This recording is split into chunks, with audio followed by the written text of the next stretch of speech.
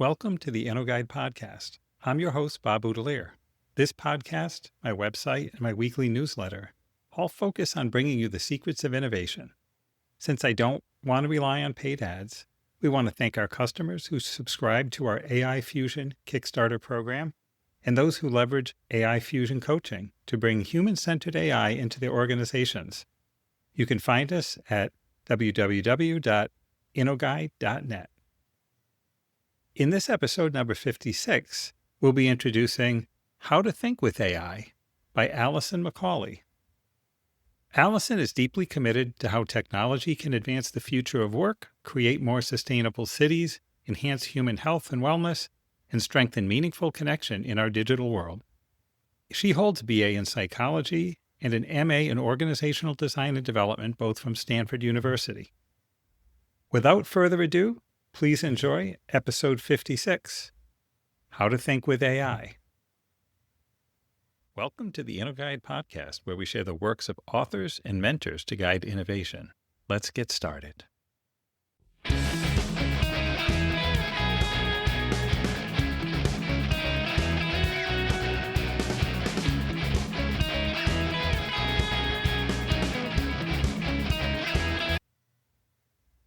Chapter 1.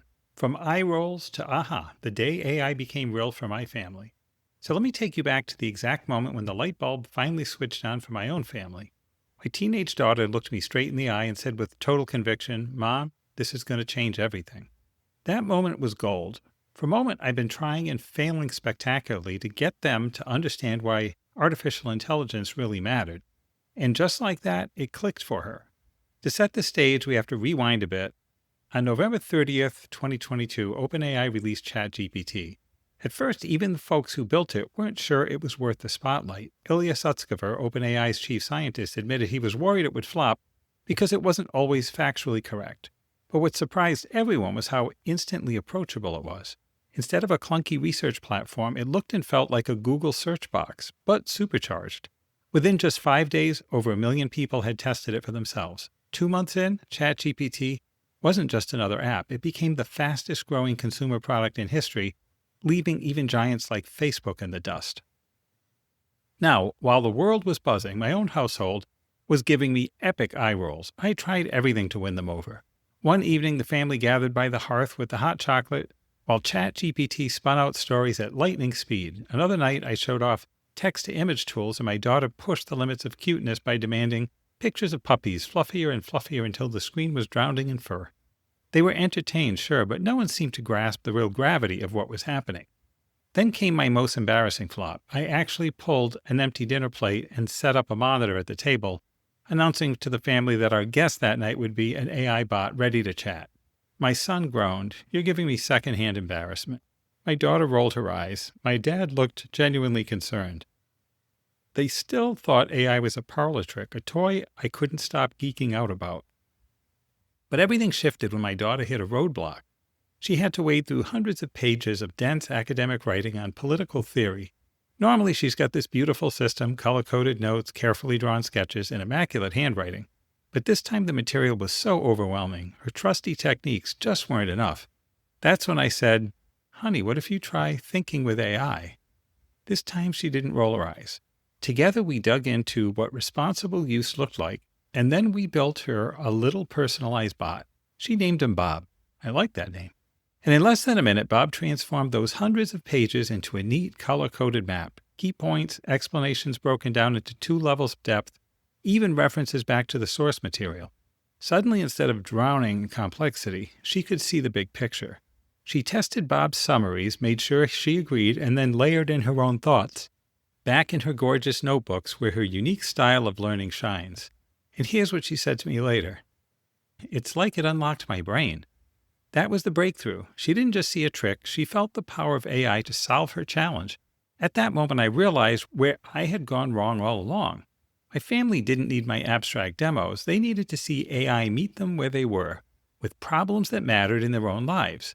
That experience set me on a new mission. Over the following year, I devoted myself to finding a clear, practical way to help anyone connect AI's capabilities to their own real needs. It led me to create the Think with AI methodology, something you can start using today. This isn't about AI as a distant, abstract wave of the future. It's about discovering the concrete value it offers you personally right now. And as your guide, I'll be walking with you on that journey every step of the way. Chapter 2. Why I Wrote This Book.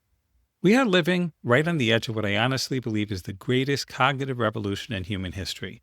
Artificial intelligence has handed us something of a superpower, and it's starting to redefine what people are capable of. Some folks have already woven these tools into their daily lives. They'll tell you AI is their brainstorming partner, their strategy coach, their creative amplifier. AI has helped them test ideas, speed up complex work, or think in ways that just weren't possible a year ago. They can't imagine life without it, but for every one of them, there are so many more who dabble briefly, maybe using it to write one awkward letter or plan a party menu and then leave it behind. For them, AI hasn't stuck. It's still something abstract or even kind of gimmicky. The gap, the one between the early adopters and everyone else, is exactly why I wrote this book. Because here's the truth, AI is already creating a new baseline for human performance. Those who integrate it into their work and thinking aren't more talented, but they're playing on a different field, where the ceiling of what's possible has risen. Meanwhile, others risk operating at only a fraction of their true potential. So over the last year, I rolled up my sleeves and studied the people who are using AI meaningfully every day. I took their patterns and practices and turned them into a structured journey, a way for you to raise what I call your personal AIQ, or AI quotient. Think of it as a measure of how much you can expand your own creativity, learning, and performance by thinking with AI. Now, let me be clear, this isn't about handing over the wheel. While companies are out there racing toward automation and building AI agents that can make decisions on their own, this book zeroes in on something different: collaboration. Human in the loop, always. Using AI as a cognitive enhancer, not a replacement. This is about learning what it looks like when you put AI in service of your thinking, your problem solving, your life. And the stories I've come across prove the point. A CEO figured out how to pressure test strategy by talking through the possibilities with AI. A 94-year-old discovered she could use it to recall words that sometimes slipped away. A marketing leader cut campaign development times down dramatically. A nonprofit director shaved hours off her grant writing process. And a mom of 4 began using AI to devise practical strategies to support her kids, both in the classroom and in the schoolyard. Every single one of them had the same sparkle in their eyes when they said, "I had no idea it could do that." That's why I'm here as your guide. I want to help you cut through all the noise, the hype, the fear, the overwhelm, and find your own path to value AI. Together we'll explore what it takes to shift your mindset, how to push past procrastination, and where to plug into resources that will keep you learning. Because, make no mistake, a new kind of digital divide is already opening up. Early adopters are sprinting forward, building AI muscles that will serve them for years to come. But many others, smart, talented, hardworking people, are standing still, either too busy, too skeptical, or too overwhelmed to dive in. And I've seen this pattern before. I've spent 3 decades at the forefront of technology revolutions, from the dot-com boom to the mobile computing, watching how every new wave lifts some and leaves others behind. This time with AI, the divide will be even more dramatic because at stake is not just how we work, but what we believe we're capable of achieving as human beings. Now, of course, there are real hurdles. In my conversations with people, I hear 3 themes over and over. First, many simply don't know how to get started. They've poked at AI, but the leap from tinkering to finding lasting value is unclear. Second, they're paralyzed by extreme narratives. One camp shouting that AI will solve the world's wickedest problems, the other warning it could cause human extinction. That noise can be intimidating. And third, they're exhausted by the pace of change. Even AI experts can barely keep up, and this anxiety has developed its own label: FONCU, fear of not keeping up. This book is my antidote to those barriers. I want you to move past secondhand opinions and headlines and instead build your own direct personal relationship with AI. By the time you're done, I want you to feel like you've got an ever-ready collaborator at your side, one who can help unlock ideas, handle heavy lifting, and push you to new levels of creativity and performance. So that's why I wrote this book, to ensure you don't miss out on what I truly believe is one of the greatest opportunities of our time, and to make sure this new cognitive superpower belongs to all of us, not just the few. Chapter 3. How to Use This Book. I wrote this book with one clear purpose in mind: to make your journey into AI feel approachable, practical, and most importantly, useful right away. That's why I've structured it into 3 parts. Think of this as your roadmap. First, part 1, Beyond Human Cognition, will help you see how AI can expand your own creativity and thinking power while keeping you grounded in those uniquely human strengths no machine can replace. Part 2, Decoding Change, pulls back the lens to show you why AI isn't just another fad. It's reshaping our world in fundamental ways, and waiting on the sidelines isn't an option anymore. And lastly, Part 3, Thinking 2.0, which is where I roll up my sleeves with you and share a concrete step-by-step framework to make AI serve your needs, whether that's in your personal life, your career, or even within a team. Now, before diving deep, I want to clear something up that often causes confusion: the term AI itself. These days, when most people say AI, what they're actually talking about is generative AI, tools that create original content, whether that's words, images, or even code. But AI existed long before ChatGPT or the art apps that went viral. In fact, traditional AI has been woven into our everyday lives for years without us even noticing. Think about it. When Netflix suggests your next binge, when Waze reroutes you around traffic, when a Tesla parks itself, or when you call an Uber, those are all powered by traditional AI. They don't generate, they classify, predict, and optimize. Still, because generative AI has stolen the spotlight, when I say AI throughout this book, I'll be using the shorthand everyone else does. I'm talking specifically about generative AI. I included this little chapter as a compass to help you get the most out of everything that follows, and there are 3 design choices I made with you in mind. First, I knew the pace of AI is just too fast for any printed book to stay current, so I built a companion website, thinkwithai.org, to live alongside these pages. That's where you'll find refreshed resources, curated articles, and not just my perspective, but a whole range of voices helping all of us make sense of this rapidly changing space. By making it free and open, my hope is more people can dip in, explore, and build familiarity with these new capabilities. Second, I chose not to overwhelm you with the heavy ethical debates, at least not all at once. Don't get me wrong, AI raises the thorniest, most urgent ethical questions I've seen in my career, and we need more voices engaged in those conversations. But my goal here is to open the door, not bury you in complexity. This book will give you the foundation you need to be responsible users, and then I'll point you to resources if you want to dig deeper into the tough issues: bias, misinformation, job displacement, and policy. You'll find many of those links on the website as well. And third, I wanted to make sure you could fast-track this material in whatever way works best for you. If you're itching to dive right in and start experimenting, flip ahead to Part 3 and the A3 framework. It's practical, hands-on, and paired with exercises you can grab from the website today. If you'd rather soak up the bigger context before you act, read Parts 1 and 2 at your own pace. And if you're reading this as part of a team, don't miss Chapter 16. I tucked in guidance to help groups learn together. This whole book is built so you can skim, skip, and bounce around. It's designed for dipping in whenever and wherever it speaks to you. But no matter which path you take, the most important step is the one you've already taken: choosing to learn, to explore, to see what thinking with AI can do for you. The first choice matters more than anything because it means you won't be watching from the sidelines as the world shifts. You'll be part of shaping your own path forward. Chapter 4. Above all, use AI responsibly. Every single one of us now has access to the creative boost that comes from using AI. But whether that power gets used for good or harm, that's up to us. Like fire, like steel, like the internet, AI is already splitting in 2 directions. On the one hand, it's being used to speed up cancer research. On the other, it's being co-opted by criminals to scale up scams and fraud.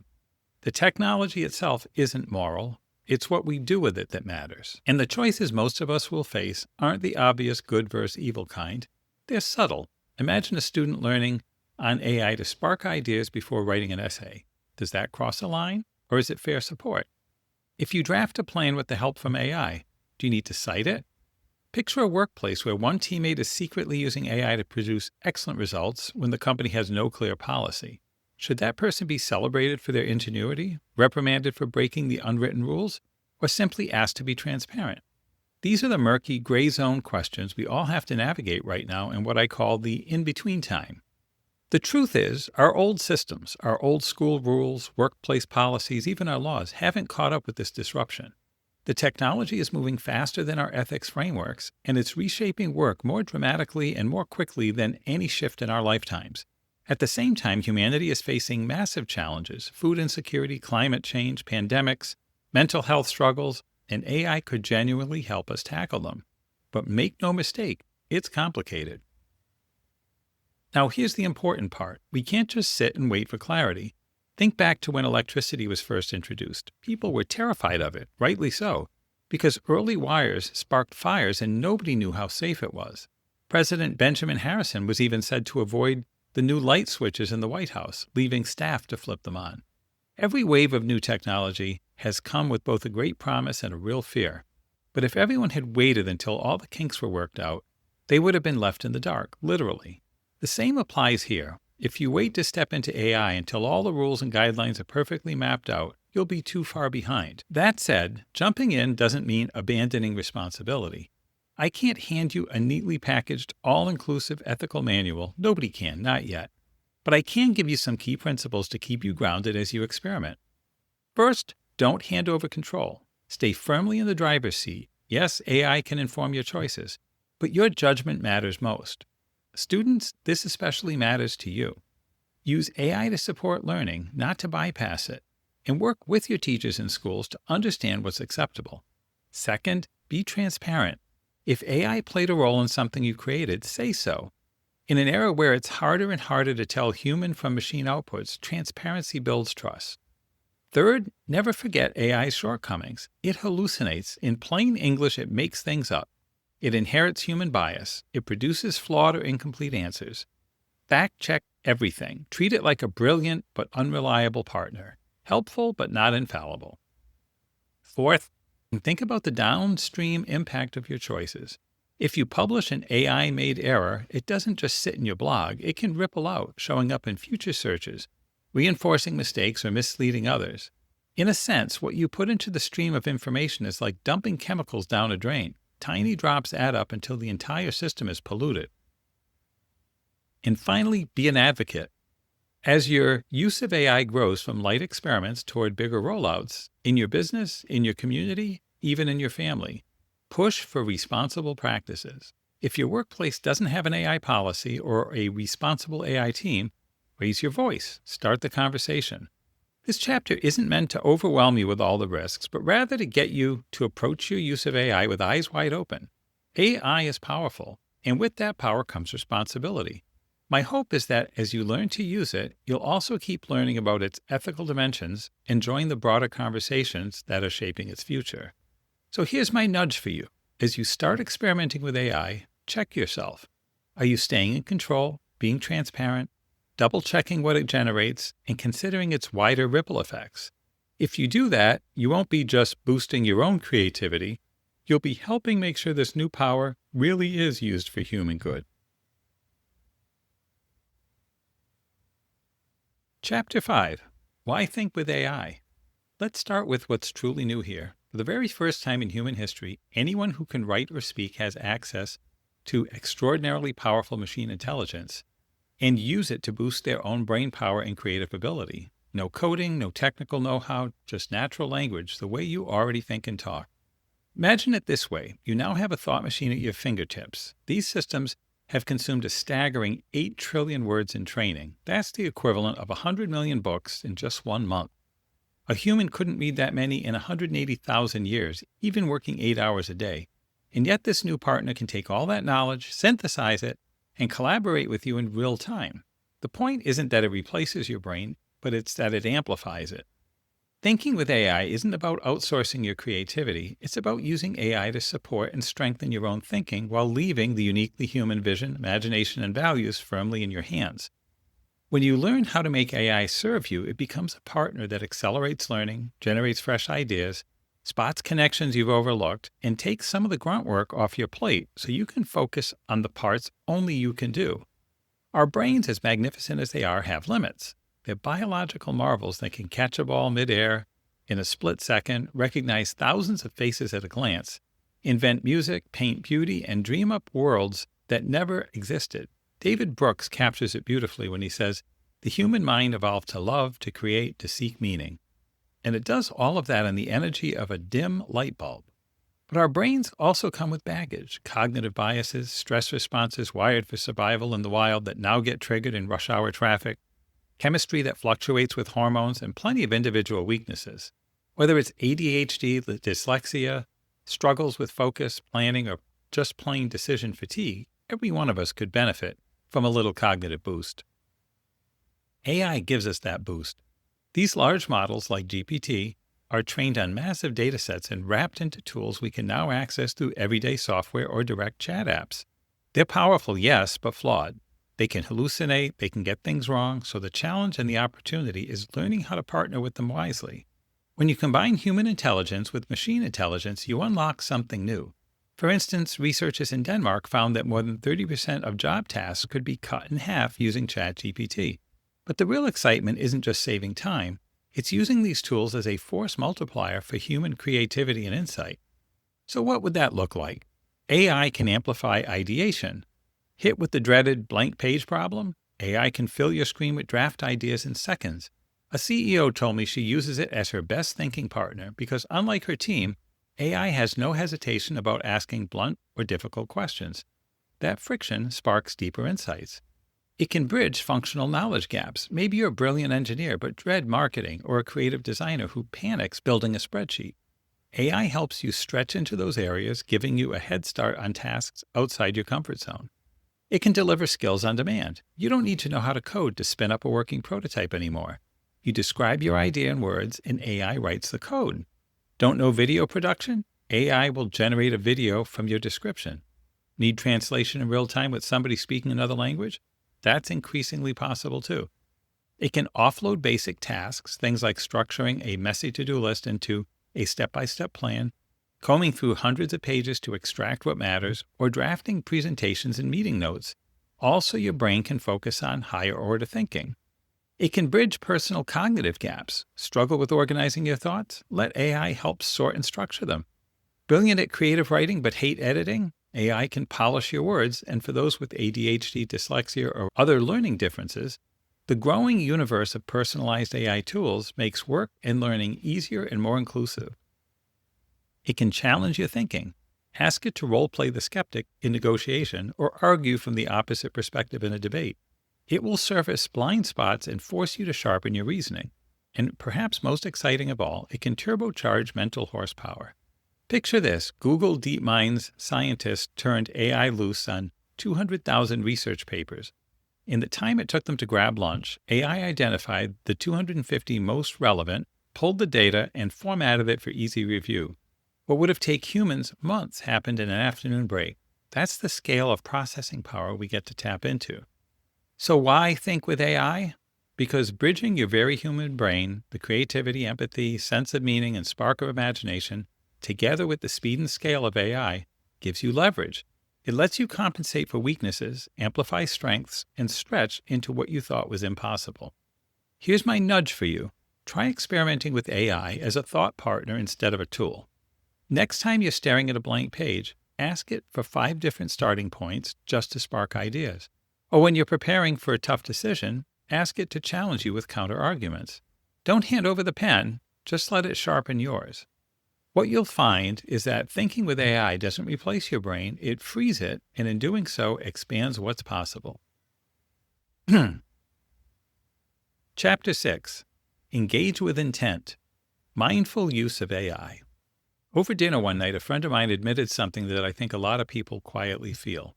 He was hesitant to use AI, and this wasn't someone new to technology. His job is literally helping companies streamline operations. But he hesitated because he prides himself on being a brilliant writer, someone who can synthesize complex ideas masterfully.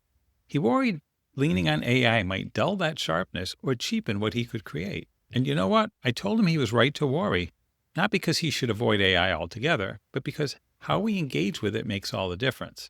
Using AI well is less about flipping it on like a switch and more about learning an art, balancing our incredible human cognition with the powerful boost AI provides. Researchers at Harvard Business School found that when workers had access to high-quality AI, They sometimes just accepted its suggestions blindly, what they called falling asleep at the wheel, and ended up making more mistakes than people who had low-quality AI. Sounds upside down, right? But it makes sense. If the machine is good, we may relax our critical thinking too much.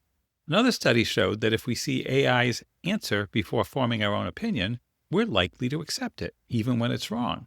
And from then on, all our judgments are tinted by that first, flawed response. So what should we do? We start by letting our own brains take the lead. Because AI doesn't have consciousness, emotions, creativity, or moral instincts. It can't replicate that raw human spark of connection or imagination. And those sparks often come from messy, difficult processes that machines simply can't feel. Think about those moments of creative discomfort when you're stuck circling the same thought over and over. It feels frustrating, even painful, but as Brené Brown reminds us, there's no innovation and creativity without failure. Henri Matisse said, "Don't wait for inspiration, it comes while working." That struggle, those false starts, they actually matter. They're part of how humans find the novel ideas that break through. If you let AI swoop in too early, it might cut off the very struggle that leads to your best ideas. People with high AIQ know this. They resist the urge to bring AI in too soon, instead embracing the mess until they've squeezed their own thinking dry. And then there's our subconscious, the mysterious background processor we all carry. Neuroscientists like Mark Beeman have even measured a burst of gamma wave brain activity right before those aha moments hit.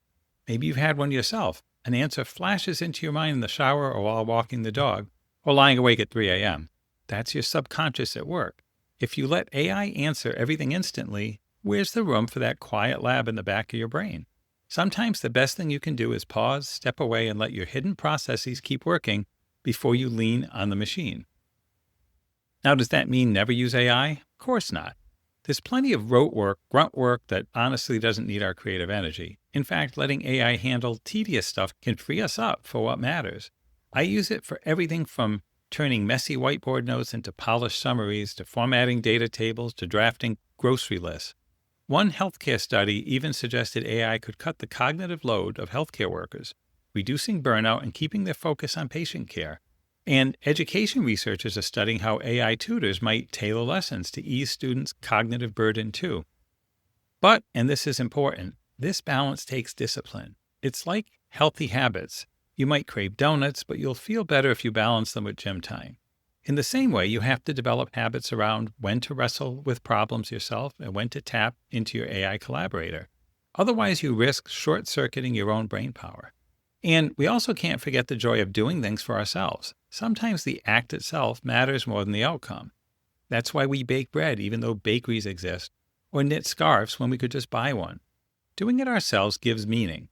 History is filled with serendipitous discoveries that started with human observation. A chocolate bar melting in an engineer's pocket led to the microwave. Burrs sticking to a dog's fur led to Velcro. Mold in a petri dish gave us penicillin. These weren't AI discoveries. These were the result of humans staying engaged with the world around them. So here's my nudge for you. The next time you're staring at a tough problem or a blank page, pause before you open an AI window. Give yourself time to wrestle, scribble, brainstorm badly, walk the dog. Let your brain and subconscious take the first swing. Then once you've stretched yourself, bring in AI as a collaborator, not a crutch, to refine or expand your ideas. That's the sweet spot where the magic happens, when human creativity leads and machine intelligence follows. Chapter 7. How Replacing Code with Conversation Changes Everything. So here's the big question. If AI has been around for decades, why does this moment feel so different, so transformative? It comes down to one simple shift. Machines finally learned to speak our language. Think back to how things used to work. For years, if you wanted the computer to do something complex, you had to learn its language, coding. Even as software got friendlier, non-tech folks were boxed in by whatever functions coders had built. We clicked menus, pushed buttons, and stayed within the lines developers had drawn. But now, the script is flipped. Instead of us having to adapt to machines, the machines are adapting to us. They can take in our messy human communication, our natural language with all its abbreviations, misspellings, slang, and quirks, and not only process it, but respond in kind. That ability changes everything. Here's why. Before, computers relied on structured data, things neatly organized in databases or spreadsheets. But that meant most of human knowledge, our books, blogs, podcasts, drawings, videos, was off limits. Pure chaos to a machine. But now, AI can process that unstructured data, can draw meaning from our words, images, and even casual notes. Suddenly, the computer isn't just a rigid tool, it becomes kind of a thought partner. What does that mean in practice? Let's paint a picture. Today you can dump your half-baked notes into AI and have it turn them into a clear project plan. You can upload a lease agreement and ask it to summarize the important clauses. Snap a photo of a leaky faucet, it can explain what's broken, how to fix it, and even give you a hardware store shopping list. You can describe a cartoon and AI will unpack the meaning, or type a silly sentence and AI will spit out an image to match. That's a seismic shift in how we solve everyday problems. And it's not just fixing appliances or writing plans. This democratizes creation. Want to spin up a working website or a prize wheel? Just describe it in plain English, and AI can code it. Want sheet music for a ballad or video animation? Just tell it what you're aiming for. Whole realms of creativity, once gated by years of specialized study, are suddenly just open. But maybe the most fascinating part is what happens when you use AI for conversation. Talking out ideas is how humans have clarified our thinking for centuries. Philosophers in ancient Greece and Rome used dialogue to sharpen their reasoning. In 1805, German writer Heinrich von Kleist wrote about how speaking itself often reveals new ideas. Thoughts come while speaking, he said. Modern research backs it up. The process of collaborative problem-solving improves our thinking. In associative thinking, the way one idea sparks another in our brain's vast network, is at the very heart of creativity.